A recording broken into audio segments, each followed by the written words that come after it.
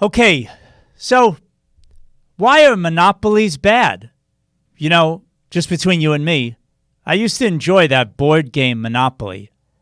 I think that's good if you got a lot of real estate. Maybe that could be a good thing. Maybe that's bad too, but that's not what we're talking about today. I'll tell you why monopolies are really dangerous, because they have a great potential to destroy your personal health. And I'm going to explain a little bit more about that today as we dive into some of the sickest monopolies that are out there affecting way too many people. Let's go. Hi, I'm Jonathan Landsman, your host for Natural Health 365 Live. Welcome back. Hope your weekend was good. We do this show each and every day, Monday to Friday, and we start at exactly 12 noon Eastern Time. Each one of these shows is designed to help you improve your immune system, which will automatically protect your health. By the way, if you're new to this broadcast, do me a big favor, type new in the comments section below, and then this way we can give you a big welcome to our community. And by the way, also, if you find that this information is valuable to you and maybe somebody that you know, then please share this broadcast with a family or friend. Just type, their name in, tag them, and you'll automatically be able to share this with them. Okay, so let's get into it. Media monopolies. I think if you think about it for just a moment, it makes a lot of sense that when there's a small amount of entities that control the vast majority of the media that is out there, and when I talk about media, TV, newspapers, radio, what that's doing is it's controlling awareness and thoughts. What people actually learn about is all so very much controlled by these media outlets, especially when you think that millions of people out there really plug into these outlets as a source of information that definitely, engineers the way that they think and feel about things based on these organizations. So when it comes right down to it, this may be a surprise to you if you're new to this information. Most media is controlled by 15 billionaires. That's it in the entire world. We can break this down real quick. Michael Bloomberg, definitely the wealthiest billionaire on this list. He's got, of course, Bloomberg Media, which is a big outlet, as well as many other things. He's worth about over $45 billion, which is fine in and of itself, right? He's got over 2,000 reporters worldwide. He owns Business Week. He owns McGraw-Hill, a wealth of things he has in terms of business, news, and outlets that he's in control of. Rupert Murdoch, in charge of Fox. He's got Fox News, the Wall Street Journal, over 120 newspapers, and he's in over 5 countries worldwide. That's massive control. Donald and Samuel Newhouse, they inherited Advanced Publications. They own a whole slew of newspapers, magazines, and cable TV. They're the largest privately owned media company. They have newspapers in over 25 cities. They have Vanity Fair, Wired, New Yorker, Vogue. So you think about the variety of things that they own that you would think are so separately controlled, when in fact it's under one entity. Cox family, obviously a biggie with Atlanta Journal-Constitution. They have 6 other daily newspapers. They have more than 12 non-daily papers, 14 broadcast TV stations, 1 local cable channel, and 59 radio stations that they own. Massive operation. Jeff Bezos, we all know him from Amazon, but he owns the Washington Post. So again, when you see what's written in the Washington Post, understand where it all comes from, even though, of course, he says he has nothing to do with what they do at the Post. Right. John Henry, Boston Globe, Warren Buffett, he has 63 local papers in a regional area. The list goes on, but it's essentially controlled by basically 15 billionaires. It's not a wide variety of people with a wide variety of thoughts on a very even and level playing field. And you find that a lot of these papers, when you really examine what they put out, it's very much one narrative.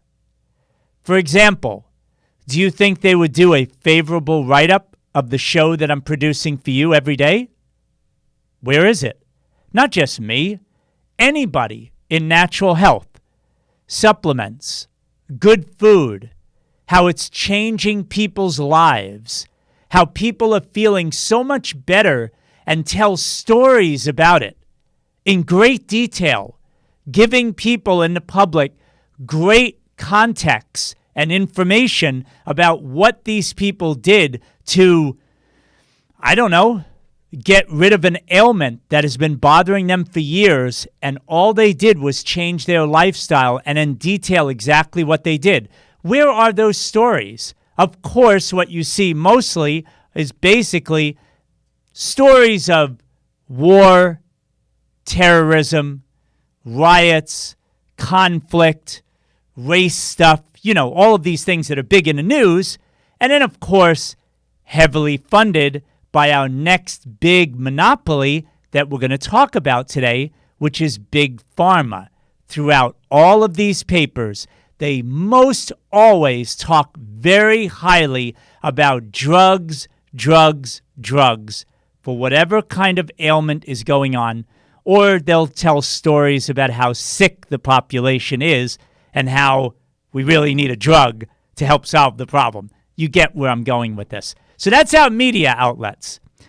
The second big monopoly that I just mentioned to you, the pharmaceutical companies. Now, because there is such a massive control in a very small group of entities, this is why we see drug prices, certainly here in the United States, where so much of that product is consumed. That's why we see prices so incredibly high. They control the patents, of course.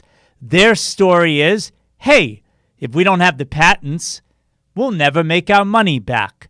And we can't possibly develop these life-saving medications without patents. But folks, these patents are for 12, 13, and they can be stretched out to almost up to 20 years that they completely control their drug. And what does that mean? They can charge any price they want. You think that's something that's going to make it inexpensive for people? Of course not. You compare that to a software company out there, right? On average, over the years, the profit margin of a software company is around a little over 13%. 25 of the biggest drug companies have an average that's almost 50% more as a profit margin. I wonder why.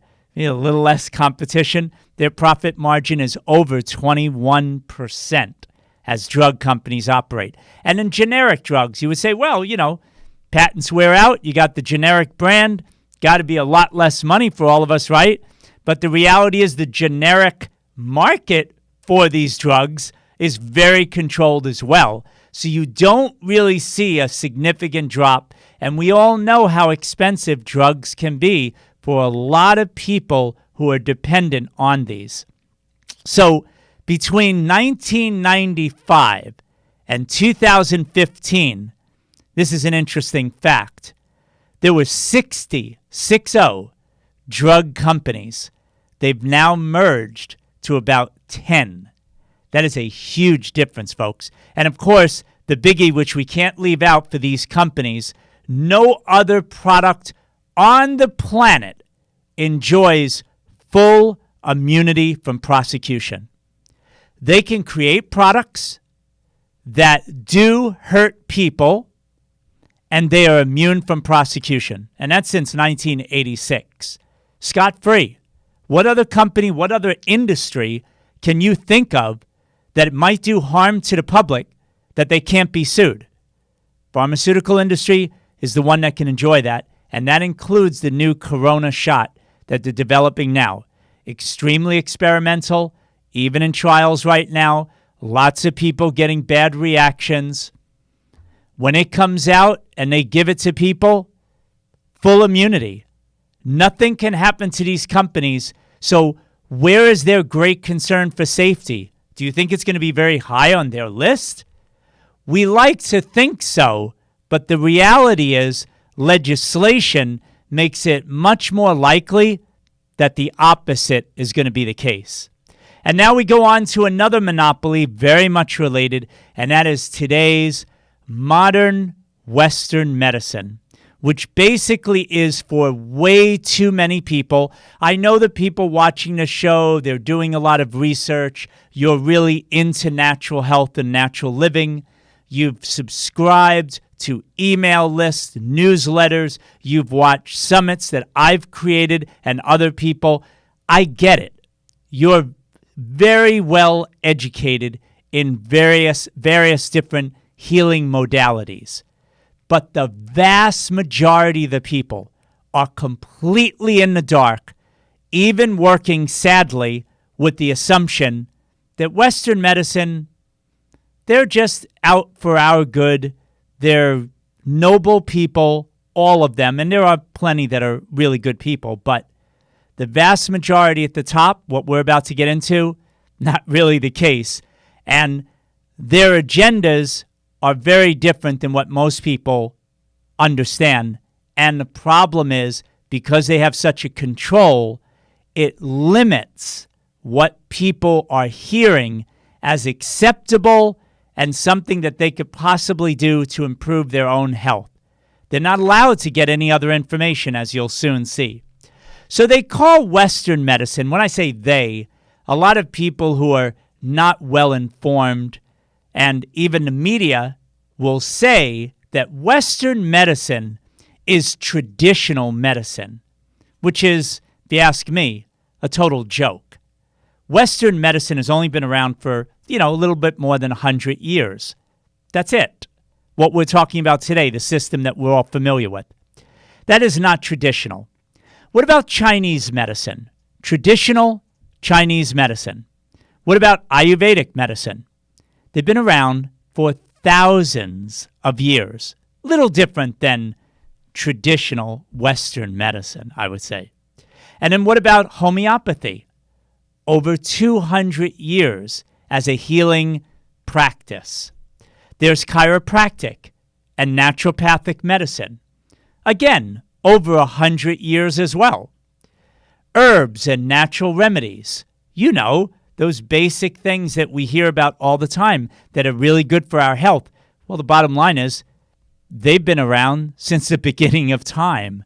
You can see it in all truly traditional scripture and writings about a wide variety of cultures throughout the world using various herbs and plants, natural remedies for a wide variety of conditions, infections, stomach ailments, you name it. It has been widely written for the longest time. So again, when it comes to traditional, that's what I think is traditional, not Western medicine at all. So let's focus in on Western medicine, right? The good stuff, so they say. In the 19th century, not that long ago, folks, you had allopathic Western doctors that we know today, the allopathic doctors, and we had the alternative healers. But of course, the Western docs, allopathic, they didn't like something, that dirty word, competition. By the way, remember, I gave you a quote many, many weeks ago from John Rockefeller, John D. Rockefeller, the original Rockefeller, right? The guy with Standard Oil. He actually spoke about competition being like a sin. That's how much he hated competition. So these guys didn't like competition, the Western medicine docs. So they formed the AMA, the American Medical Association. That was formed in 1847. By 1901, check out this quote, which really gives you the clear insight as to the thinking of the American Medical Association. And I would quiz you even, as I've asked others over the last few days. When you hear American Medical Association, what do you think when you first think of that name? And of course, you can post your comments down below. Just be gentle. If you happen to be upset, don't be too rude about it, but writing and social media. But let me know what you think. What is your first thought when I say to you, American Medical Association? What do you think of?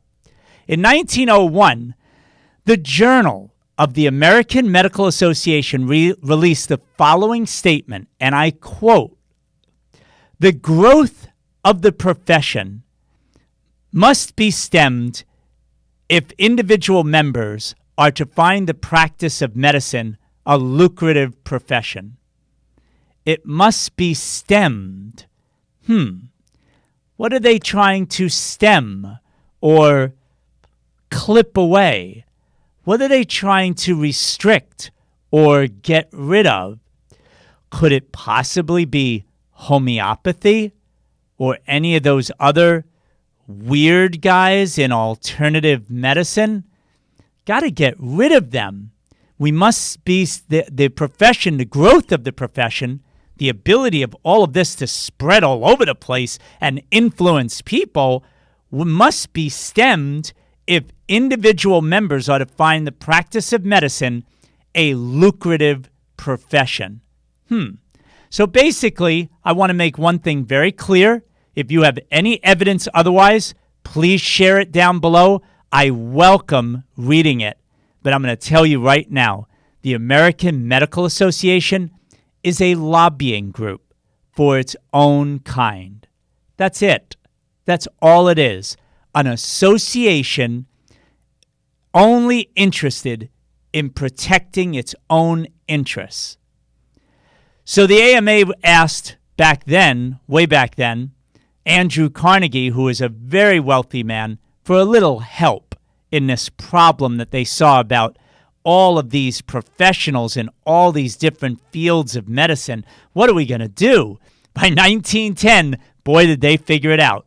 They created the Flexner Report.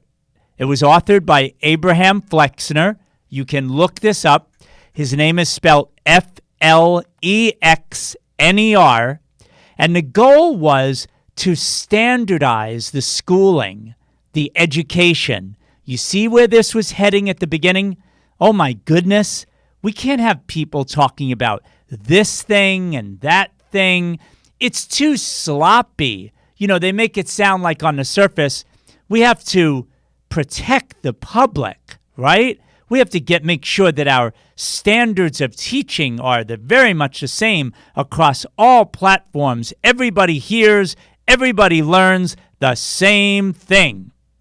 So it was basically a huge shakedown, folks. This was really a tragedy when it comes to allowing people the opportunity to learn a lot of different fields of medicine and to have the ability to choose what they felt was best for them when seeking out help with their health problems.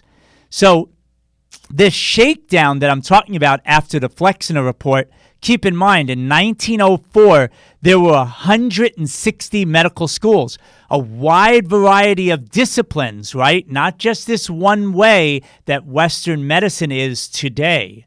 By 1920, there were 85 medical schools. By 1935, 66 medical schools. Now, today, there are more medical schools, but they tore it all down to a core and have grown out very much clones of the same thing that they like, and they got rid of all the others, basically destroying the competition.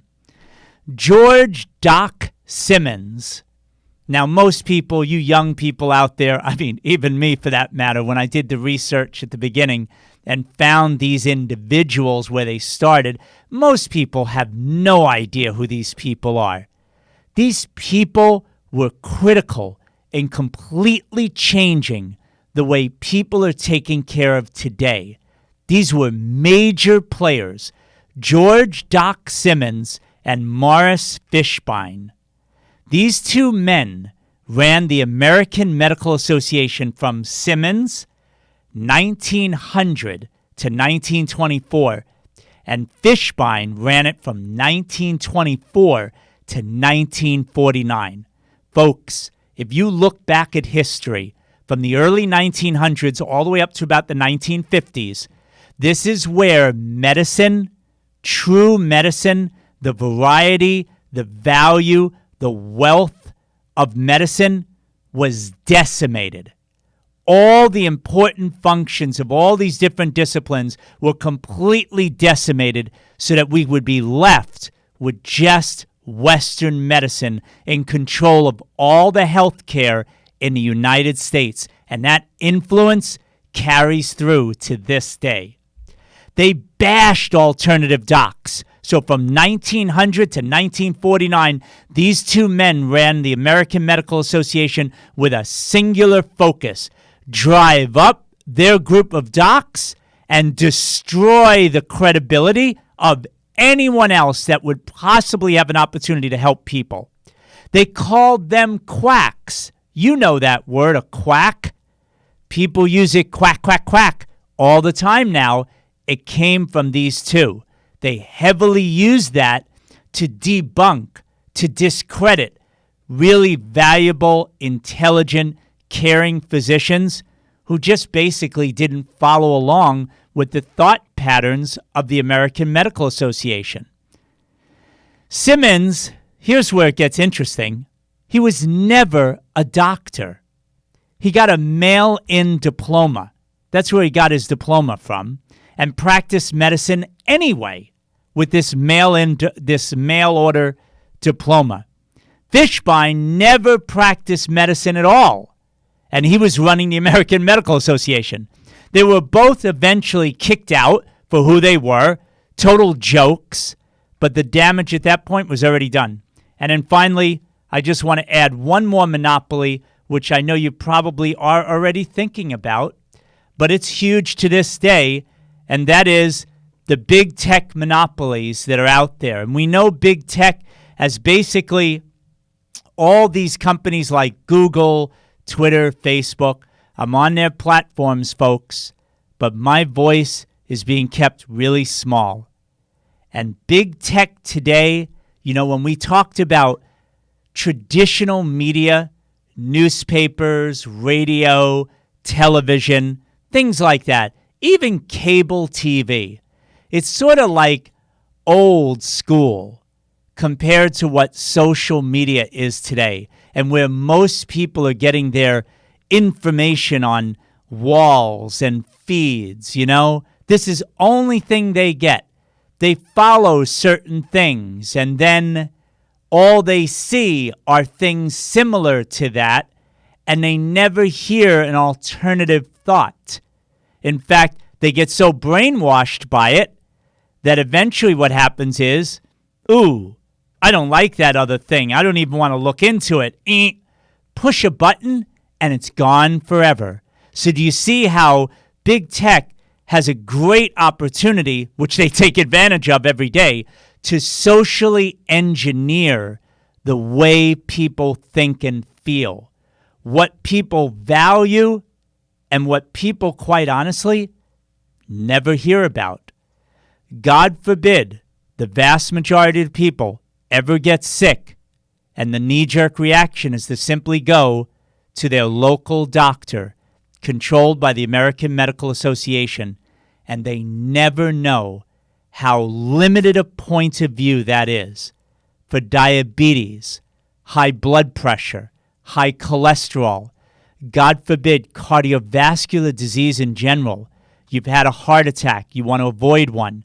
You've been diagnosed with cancer. And the only thoughts, the only information you ever hear is go to a doctor, take a pill, get radiation, take chemotherapy, do a surgery. That's it. Nothing about changing your lifestyle. Even though on the surface, this is how intense the brainwashing is. Even on the surface, you ask anyone that still has a brain that functions, and they would say to you, yeah, that makes sense. You eat healthy, that's good for you. You take some supplements, that maybe could help you. But that's it. They're so brainwashed that when push comes to shove, when something really desperate happens in healthcare, only go to modern Western medicine. That's where the vast majority of the people are still going. So again, all of this is definitely a war for people's attention. It's controlled by very few entities, which is very dangerous for the individual. It's a war for your mind. And you are going to have to make an effort to seek out and find answers for yourself. There's no doubt about this. The biggest example that big tech has done recently when it comes to your health care is hydroxychloroquine, a drug that's been around for over 65 years that is unbelievably safe. I say unbelievably because people have been brainwashed into thinking, oh, that's nothing for corona. That's a waste of time. In fact, it's dangerous. And nothing could be further from the truth. And doctors spoke out about it. They said what they experienced in their medical practice. And social media said that information could hurt people. We have to censor that off the internet, off of the social platforms. And they have censored those videos of them talking about the value of hydroxychloroquine and zinc to help people feel better. Not something they wonder about, not something they kind of think maybe, something they've actually used time and again, over and over again, and people have felt much better within days, never needing hospitalization, never needing intubation. And that is deemed dangerous for people to learn about that information because someone could get hurt. You see the surface of what they try to do? They make it sound like they're noble entities trying to protect people. Yet they only do that, folks, for alternatives. Anything outside of traditional, I say that in quotes, Western medicine. So the social media giants work with the pharmaceutical industries. The pharmaceutical industries are working hand in glove with the universities that teach medical students. All the media outlets are all together on this, and they all operate on one page to just keep one narrative going. As a controlled monopoly overall, all of them seem to work in unison, and it really stops people from learning about so many things that could help them to feel so much better. This, I feel, is going to come to light more and more. More people are going to see this tremendous control that has been placed on them, the limit in their perspective, and where it's come from. I believe that this is really falling apart, this narrative of only one way of thinking, and people are going to see more and more who's been really behind all of this as we roll through the next several months. I think things are going to change very fast in a good way, but there is going to be, in my opinion, a lot of collateral damage, unfortunately. But it's part of the awakening. People are waking up. Something doesn't seem right, and it's going to become more and more clear as we roll through the next 90 days. You watch as I continue to report on all these things. So, as I close out, very simple question today. Which monopoly causes the most harm? Is it A, Big Pharma? Is it Western medicine? B. Is it C, the tech companies, big tech? Or D, you're free to say whatever you like and tell us. I know what a lot of you are going to say. Wow, that's a tough choice between A, B, and C. Hey, if D is your answer is A, B, C, D, E, F, G, whatever it is, you can write down what it is and be happy to hear from all of you in our Natural Health 365 community. Thank you very much for joining us today. I really do hope you enjoyed this content. If you did, please do me a big favor and tag someone in the comment section below. Share this show with them so that they can hear this information, perhaps for the first time ever in their life.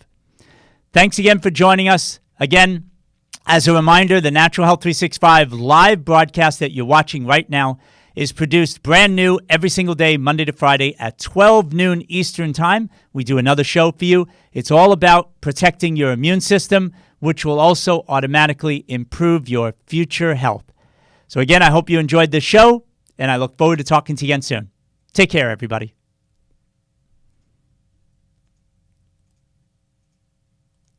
All right, Instagram.